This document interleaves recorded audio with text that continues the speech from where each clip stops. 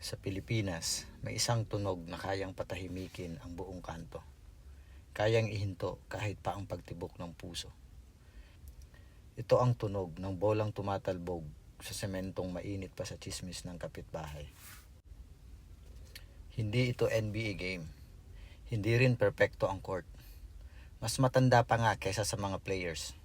May bitak ang sahig, tabingi ang ring, at yung net, isang hibla na lang ang nakasabit sa bakal at souvenir pa ng kandidato sa nakaraang eleksyon.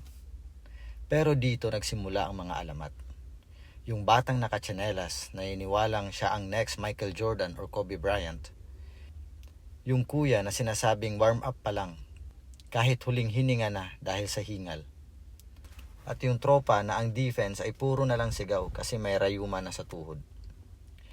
Sa gilid, may nanay na nagbibilang ng oras. Last game mo na ha. Pero alam naman natin na walang last game sa Pinoy na may hawak na bola. At kapag dikitan ang laban, biglang nagiging tahimik ang mundo.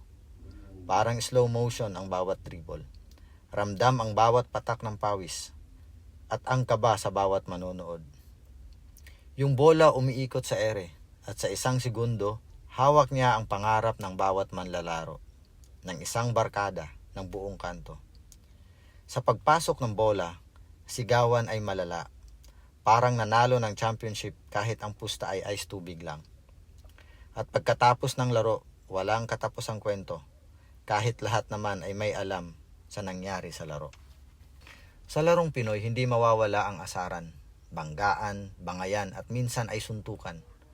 Ngunit pagkatapos, lahat pa rin ay magkakaibigan. Higit sa lahat ng tawanan at asaran, may mas malalim na dahilan kung bakit mahal ng mga Pilipino ang larong ito.